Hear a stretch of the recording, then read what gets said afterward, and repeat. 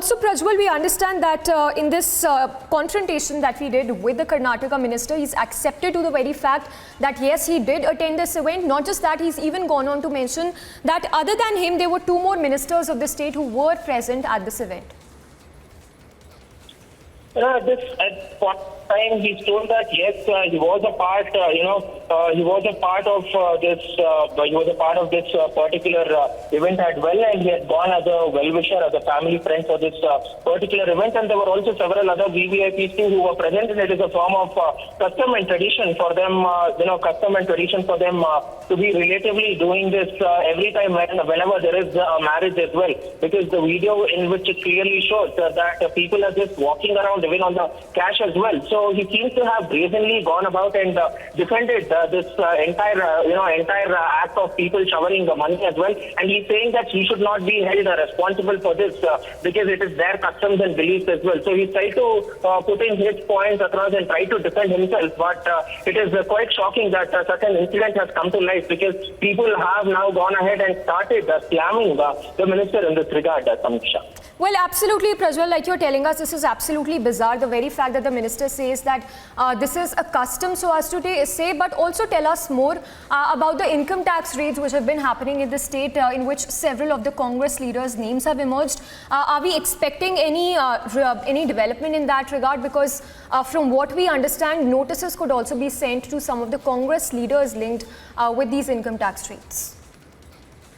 Samiksha, as of now, the Income Tax Department did go ahead and grill Pradeep, who is the son of Ambika Pati, for 8 hours yesterday. And while he came out, it is now being understood that the Income Tax Department has gone ahead and again summoned Pradeep on the 21st of October, and on the 26th of October, Pradeep's brother Pramod has also been summoned by the Income Tax Department. And in the course of the investigations, it is now being learned that several of the documents have already now been submitted to the Income Tax Department by Pradeep, who was investigated, and he stated that the cash that was seized at his house belonged, it was basically for a transaction where they were about to go ahead and purchase a land too, but he's not mentioned as to which land or what it is in detail to the media. And it is also now being stated that after the investigation is completed, several VIPs and VVIPs could also be issued notices by the Income Tax Department in connection with this unaccounted cash which has been seized in Bengaluru city for the 3 raids which has now been conducted between October 4th to October 14th. But Prajwal, coming back to this particular controversy itself, like you're telling us, the minister having admitted to the fact there were 2 other ministers apart from him who were present at this event, have you received any sort of a response from the other 2 ministers? And do we even know as of now the name of these 2 ministers who were also part of this event?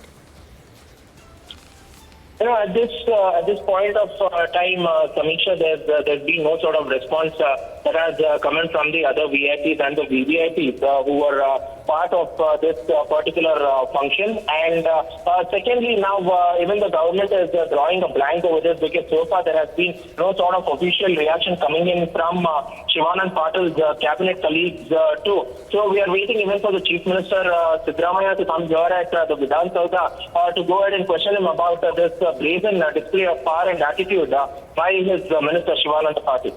But the question, Prajwal, still remains whether such an incident as this can be really brushed under the carpet. Are we expecting any sort of a response, or even the opposition parties to take up this issue and mount pressure on the ruling dispensation? The BJP has now been slamming, the BJP has in fact now been slamming the government as well.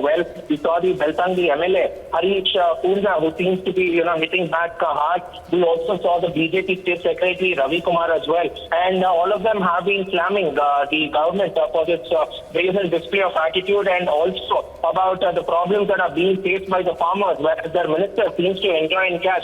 Because on one side they cite that there is a shortage of funds for any sort of development or anything, but on the other hand, they are enjoying themselves in the cash as well, and cash is being showered on them. So the opposition is definitely going hard at them, and this was the last controversy that the Congress government in the state of Karnataka wanted after being hit by these IET raids as well, where top Congress leaders have now come in to make sure that they douse the scenario and they do some sort of damage control right there at the ground level before it blows out of proportion.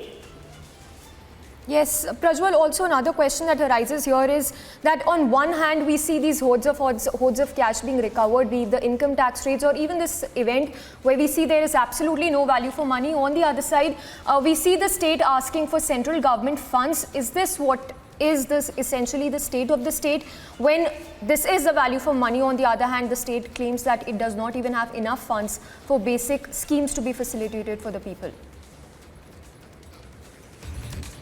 The team has already gone ahead, visited the state of Karnataka, and the Karnataka government has put in a demand of 4,380 crore rupees as compensation for 4,380 rupees as a compensation for the farmers, with 191 taluks in Karnataka being declared as drought hit as well. But on the other hand, we see the ministers in this regard. But at the same point of time, the Karnataka government will also have to understand the seriousness of this entire issue, because the entire state is watching, the entire country is watching about the abuse of power by the ministers as well. And we will be shortly expecting the drought team also to be announcing some sort of compensation, because the compensation initially was pegged at 3,130 crore rupees, but later it has now gone up to 4,380 crore rupees after the government of Karnataka has gone ahead and declared 42 districts additionally as drought hit, along with the initial ones which were declared as well.